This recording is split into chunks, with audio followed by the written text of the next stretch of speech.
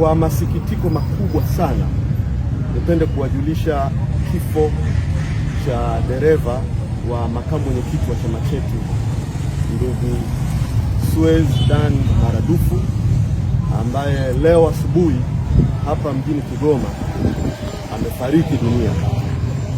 Ndugu Suez amekuwa dereva wa makamu mwenyekiti wa chama chetu bara Mheshimiwa John Heche kwa muda mrefu sana, na kifo chake kimetokea katika hoteli lodge aliyokuwa amefikia mapema leo asubuhi.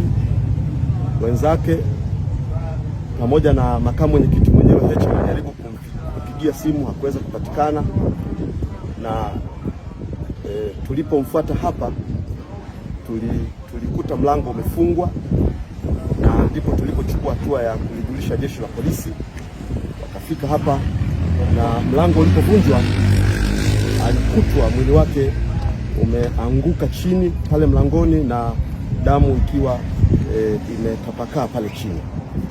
Kwa hivyo hivi sasa mwili umepelekwa kwa ajili ya postmortem kufanya uchunguzi na kujua nini hasa kimetokea na kimesababisha kifo chake.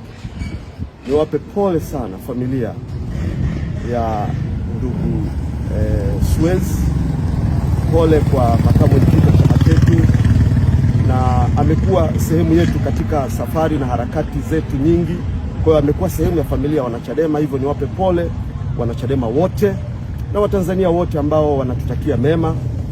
Na baada ya uchunguzi ambapo mawakili wetu Deo Mainila pamoja na Dickson Matata watakuwa sehemu ya mchakato huo wa postmortem, basi tutapata taarifa nyingine za ziada na kufahamu nini hasa kimetokea kwa dereva wa makamu mwenyekiti wa chama chetu ndugu Suez. Mungu awabariki na niwatakie na kuombea faraja ya Mungu katika kipindi hiki cha huzuni kubwa. Asanteni sana.